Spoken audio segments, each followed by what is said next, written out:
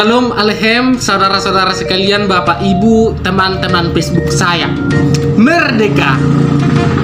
Pada hari kemerdekaan HUT RI yang ke-78, saya ingin berbagi firman Tuhan kepada Bapak Ibu saudara sekalian tentang Yesus yang memerdekakan, Yesus yang memberi kemerdekaan.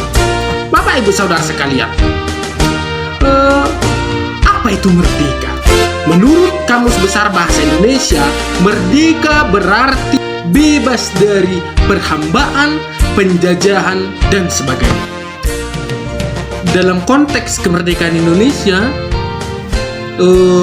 merdeka, bebas dari penjajahan, bebas dari aniaya, bebas dari kekangan, bebas dari ancaman dari penjajah. Tetapi berbicara tentang Kristus yang memerdekakan, Kristus yang memberi kemerdekaan. Kemerdekaan seperti apakah yang Kristus berikan kepada orang percaya?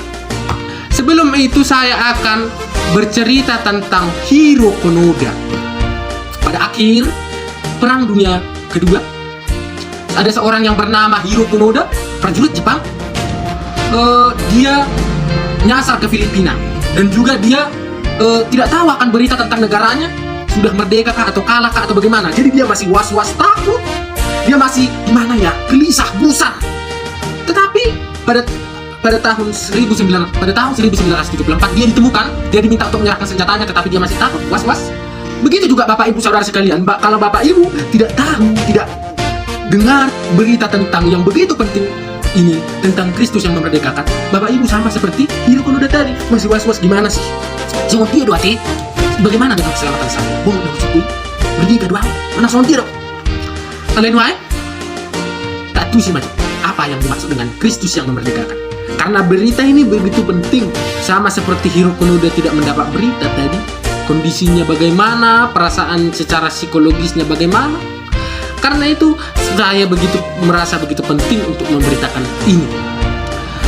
Kristus yang memerdekakan artinya Kristus memerdekakan kita, melepaskan kita dari belenggu dosa. Firman Tuhan mengatakan di Yohanes 8 ayat 34, kata Yesus kepada mereka, aku berkata kepadamu sesungguhnya setiap orang yang berbuat dosa adalah hamba dosa. Perkataan yang isinya adalah hamba dosa, Bapak Ibu. Dan semua kita berdosa. Semua kita berdosa, tertulis di Roma 3 ayat 23. Karena semua orang telah berbuat dosa. Karena kita semua orang berdosa, berarti secara eksplisit atau implisit menyatakan bahwa kita adalah hamba dosa. Kita diperbudak oleh dosa, kita dibelenggu oleh dosa. Apa itu? Apa itu hamba dosa? Ahadu astuan hatu bani dosa, hatu bani dosa. Apa artinya? Bapak Ibu Saudara, perbudakan dosa, perhambaan akan dosa, artinya saya tahu ini yang baik, saya tahu ini yang jahat. Saya mau melakukan yang baik, saya tidak mau melakukan hal yang jahat, tetapi saya tidak mampu melakukannya karena saya diperhamba oleh dosa. Taulah dotong najati ala diperbudak dosa kita.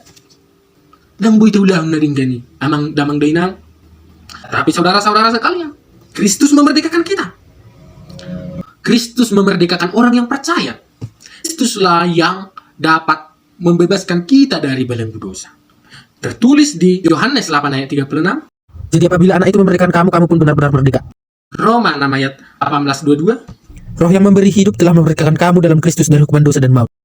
Roma 8 ayat 2. Kamu telah dimerdekakan dari dosa dan menjadi hamba kebenaran. Bapak Ibu, mari kita bersukacita merayakan kemerdekaan Indonesia dan juga kemerdekaan kita orang Kristen. Amin. Terus kita